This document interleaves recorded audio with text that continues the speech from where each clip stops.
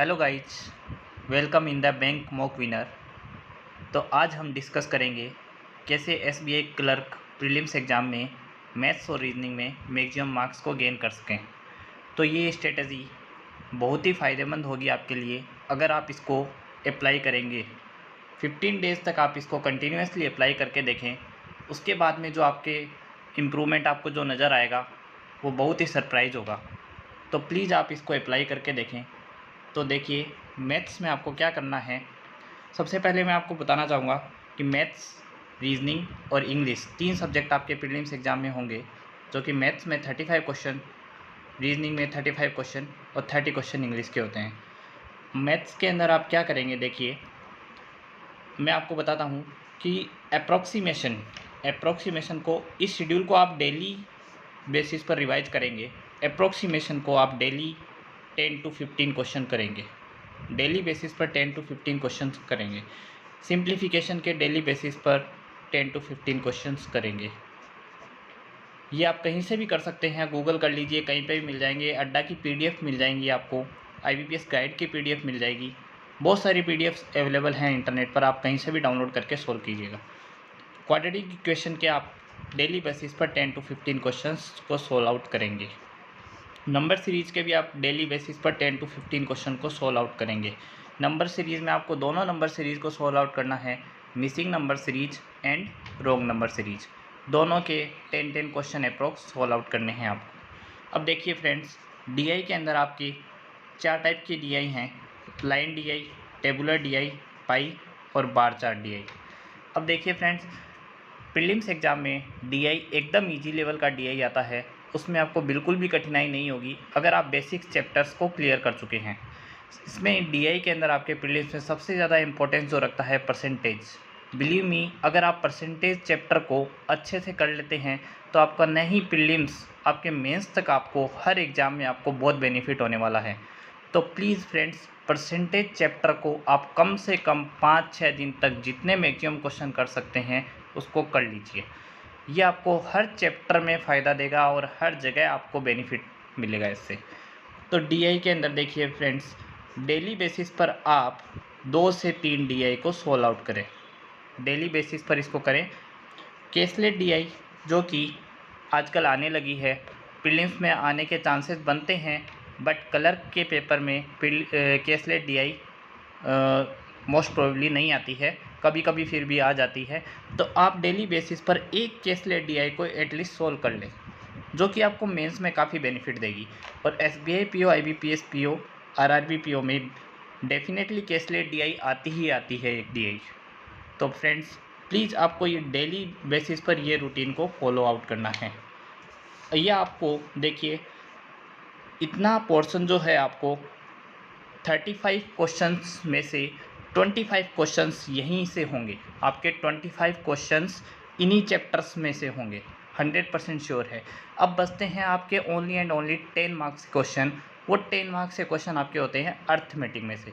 तो फ्रेंड्स, आपको प्रीलिम्स में इतना कम टाइम होता है, 20 मिनट्स में आपको एक सब्जेक्ट को सोल्व करना है। तो 20 मिनट्स के अंदर आप अर्थमेटिक क्वेश्चंस को कभी भी स्टार्टिंग में हाथ न लगाएं।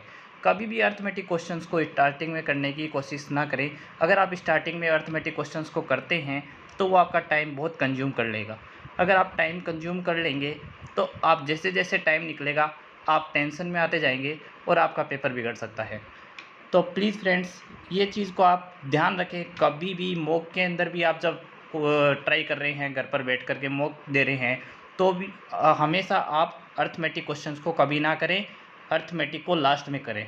सबसे पहले सिंप्लीफिकेशन किए जाएं, अप्रोक्सीमेशन किए जाएं, क्वाड्रेटिक इक्वेशन करें, नंबर सीरीज करें और डीआई करें। ये आपको 25 क्वेश्चंस 100% मिलेंगे एग्ज़ाम में। अब देखिए फ्रेंड्स, अर्थमेटिक में आपको क्या करना है। अर्थमेटिक के अंदर आपके कुछ चैप्टर्स हैं जो आपको कर लेनी चाहिए और इनका वेटेज ही होता है मोस्ट प्रोबेबली, और कुछ चैप्टर आप छोड़ सकते हैं, उसमें कोई इश्यू नहीं है। अब देखिए, परसेंटेज चैप्टर है जो कि बहुत इंपॉर्टेंट है, मैं आपको पहले भी बता चुका हूँ, इसको करना ही चाहिए। उसके बाद में टाइम एंड वर्क है, प्रॉफिट लॉस है, रेशियो है। अब ये फ्रेंड्स, ये 4 चैप्टर हैं जो आपको 100% करने चाहिए। ये आपको बहुत बेनिफिट देंगे हर एग्ज़ाम में बेनिफिट देंगे, नहीं ही प्रीलिम्स में, मेंस तक आपको बेनिफिट देंगे। मतलब मैक्सिमम ऑफ द क्वेश्चंस इन्हीं चैप्टर्स में से होते हैं। अब फ्रेंड्स, आप डेली बेसिस पर इनके क्वेश्चंस करें परसेंटेज के। जैसे परसेंटेज चैप्टर आपने स्टार्ट किया तो उसको 6 डेज़ तक परसेंटेज चैप्टर को कीजिए। एटलीस्ट 300 to 400 क्वेश्चंस एक चैप्टर के कर डालिए। आपको हर चैप्टर ऐसा होना चाहिए, कैसा भी क्वेश्चन आ जाए आप उसको सोल्व कर लेंगे। आप अगर 4 भी चैप्टर करते हैं बट आपको वो चैप्टर अच्छे से आते हैं तो आप एग्ज़ाम क्लियर कर लेंगे फ्रेंड्स, बिलीव मी, आप एग्ज़ाम क्लियर कर लेंगे।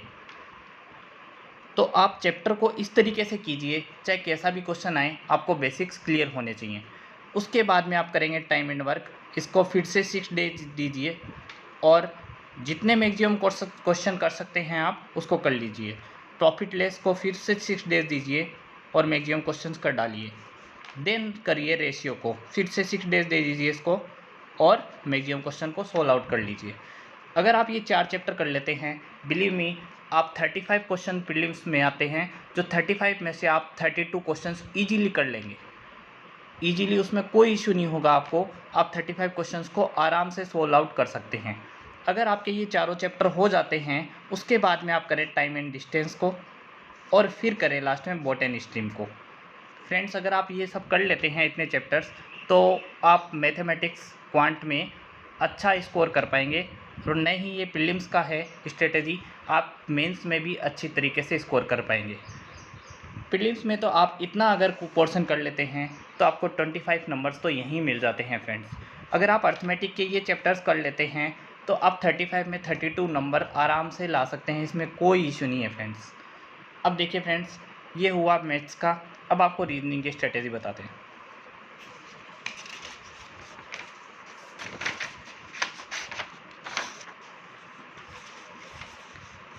देखिए फ्रेंड्स, रीजनिंग में आपको क्या करना है।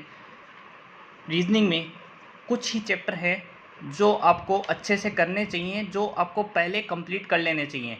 उसके बाद में आपको पजल्स हैं और सिटिंग अरेंजमेंट है, जो रेगुलर बेसिस पर आपको 2 से 3 पजल, 2 से 3 सिटिंग अरेंजमेंट को सोल्व करना चाहिए। और कुछ जो चैप्टर हैं जो मोस्ट प्रोबेबली आपको कर लेने चाहिए, एज सुन एज पॉसिबल, जितना जल्दी आप कर सकें उतना जल्दी आपको कर लेना चाहिए। देखिए फ्रेंड्स, इनइक्वलिटी के आप डेली 20 क्वेश्चन सोल्व करें, डेली बेसिस पर 20 क्वेश्चन सोल्व करें 20 डेज तक अप्रॉक्स। एंड सिलोजिज्म के भी डेली 20 क्वेश्चन सोल्व करें। और कोडिंग डिकोडिंग के 5, एक सेट के अंदर 5 क्वेश्चन होते हैं, आप डेली बेसिस पर 2 सेट इसको सोल्व करें। ठीक है फ्रेंड्स, डायरेक्शन के आप 6 to 7 क्वेश्चन डेली कर सकते हैं और ब्लड रिलेशन को आप डेली 5 से 6 क्वेश्चन सोल्व करें। इतना करने में आपको मैक्सिमम से मैक्सिमम 2 आवर्स लगेंगे, 2 आवर्स से ज़्यादा आपको नहीं लगेंगे। और फ्रेंड्स, ये पोर्शन जो आपका है ये बहुत इम्पोर्टेंट है। इसमें आपको एग्ज़ाम के अंदर 35 क्वेश्चंस में से 20 to 25 क्वेश्चंस यहीं से मिलेंगे। 20 to 25 क्वेश्चंस ये इजी होते हैं फ्रेंड्स। इसको अगर आप कर लेंगे तो इन मार्क्स को गेन करना बहुत इजी है और यहाँ आपके मार्क्स नहीं कटने चाहिए। उसके बाद में आपका आता है friends puzzle and sitting arrangement. ये प्रीलिम्स एग्ज़ाम में 10 मार्क्स से लेके 15 मार्क्स के आते हैं। मतलब 2 से 3 पजल आपकी प्रीलिम्स में होंगी। तो फ्रेंड्स, आपको डेली बेसिस पर पहले तो इनको सोल्व करना है। जब आप ये कर लेंगे और इनके साथ साथ में डेली बेसिस पर 2 से 3 पजल को आप करें, और 2 से 3 पजल आप करेंगे तो आप रेगुलर बेसिस पर करेंगे तो आपकी प्रैक्टिस बन जाएगी पजल करने की। और पजल को आप ऐसे पहले रेगुलर करें, उसके बाद में कुछ समय बाद आप उसको टाइमर लगाकर सोल्व आउट करें। 2 मिनट का टाइमर लगाएं, 2.5 मिनट का टाइमर लगाएं और प्रीलिम्स की पजल को सोल्व करें। जैसे जैसे आपकी स्पीड बनेगी आपको कॉन्फिडेंस आने लगेगा और आप अच्छे से उसको सोल्व कर पाएंगे। ठीक है फ्रेंड्स, अब आपको देखिए, जिस भी चैप्टर में अगर प्रॉब्लम होती है उसको आइडेंटिफाई करें किस चैप्टर में आपको इश्यू है, उसको फिर उसके मैक्सिमम से मैक्सिमम क्वेश्चन को सोल्व आउट करें, उस पर ज़्यादा प्रेशर करें आप। और सिलोजिज्म के अंदर आजकल आपको सबसे ज़्यादा इंपॉर्टेंट जो क्वेश्चंस एग्जाम में देखने को मिलते हैं, ओनली एफयू और एफयू के क्वेश्चंस, इनको आप अच्छे से कर लें और मैक्सिमम क्वेश्चन सिलोजिज्म के इसी में से आते हैं। देखिए फ्रेंड्स, प्रीलिम्स में एग्जाम में 5 मार्क्स का इनइक्वलिटी आता है आपका, 5 मार्क्स का सिलोजिज्म आता है, 5 मार्क्स का कोडिंग डिकोडिंग आता है, 2 से 3 मार्क्स का डायरेक्शन सेंस आता है और 2 से 3 मार्क्स का ब्लड रिलेशन आता है। तो अगर आप इनको कर लेंगे तो ये आपको बहुत बेनिफिट देंगे फ्रेंड्स। जब भी आप मॉक देते हैं या फिर जब भी आप एग्ज़ाम देने जाएंगे, रियल एग्ज़ाम में भी आपको सबसे पहले ये क्वेश्चन सॉल्व आउट करने हैं फ्रेंड्स। कभी भी पहले आप पजल को हाथ ना लगाएं। अगर आप पजल को सोल्व करते हैं तो अगर आपकी पजल सोल्व नहीं होती है तो आप प्रेशर में आ जाएंगे और पेपर आपका ख़राब हो सकता है। तो बिलीव मी, अगर आप इन क्वेश्चंस को कर लेंगे आप मैक्सिमम से मैक्सिमम मार्क्स को गेन कर पाएंगे। ये क्वेश्चन सोल्व आउट करने के बाद में आप पजल पर स्विच करें, देन पजल को आप सोल्व आउट करें। बिलीव मी, आप अगर इन चैप्टर्स को कर लेते हैं तो रीजनिंग में आप 35 आउट ऑफ 35 नंबर्स ला सकते हैं। There is no issue. आप आराम से इसको क्वेश्चंस को कर लेंगे तो 35 में से 35 क्वेश्चंस को आप सोल्व आउट कर लेंगे। अगर आप ये स्ट्रेटेजी 15 टू 20 डेज़ करते हैं, आप 15 टू 20 डेज इस स्ट्रेटेजी को अप्लाई करते हैं तो आपके मॉक के अंदर आपको बहुत इंप्रूवमेंट देखने को मिलेगा। आप इस स्ट्रेटेजी को अप्लाई करके देखिए फ्रेंड्स।